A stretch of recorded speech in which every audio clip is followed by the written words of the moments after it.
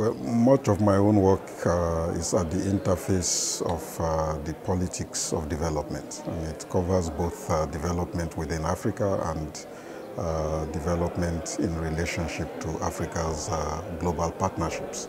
And I've followed for some time the dialogue, more contemporary dialogue between Africa and Europe within the broader framework of the historical relationships between the two continents.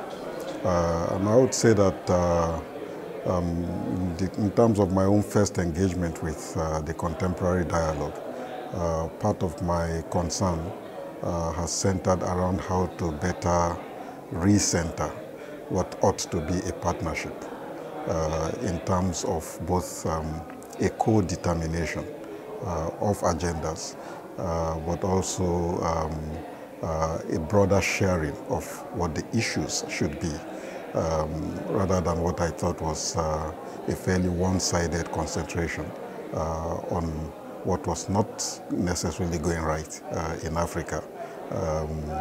And what I think, to be quite blunt, would have been characterized as a fairly paternalistic approach on the side of Europe to try to prescribe solutions to African countries.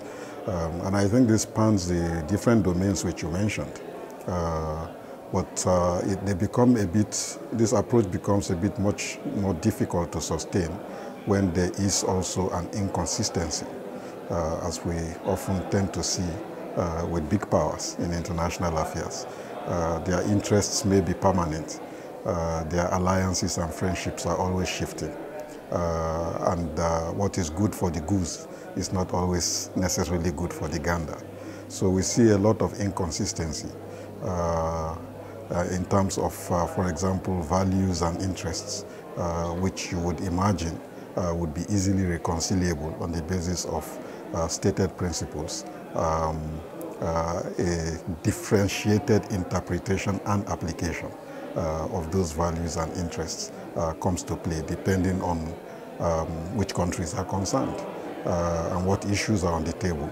And I think this is a practice which over the years has attracted attention, as much from civil society in Europe and in Africa, as among an increasing community of policy officials on the African continent, who hope to be able to see a much more consistent and balanced engagement evolving in the context of the ongoing geopolitical realignment in the international system.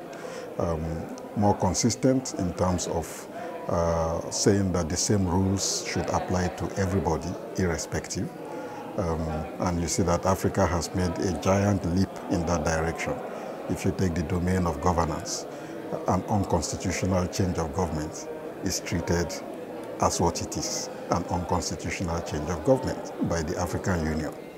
Whichever country is concerned, be it Egypt, big player, 25% of the regular budget of the African Union, or Madagascar, relatively smaller player, not as weighty in the budgetary contribution to the regular resources of the African Union, but Egypt still was excluded because of the unconstitutional change of government.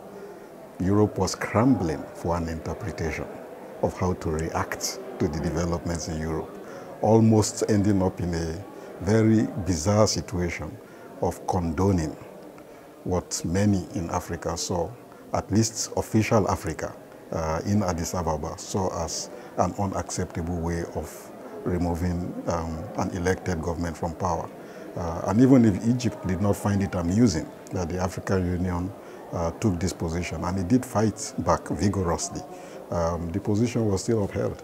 So we'll offer our good offices to assist in this process.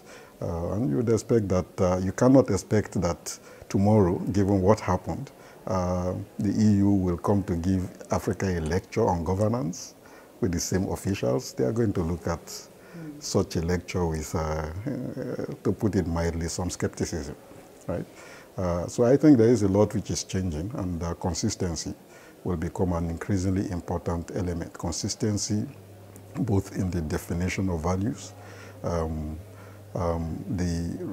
articulation of values in terms of their true universality, not universality interpreted as the imposition of one set of cultural values on another part of the world, but rather universal because we can all recognize ourselves in the way in which those values are articulated, understanding that they may actually, in different contexts, come out of different historical experiences and contexts that give a specificity to the localization of those universal values.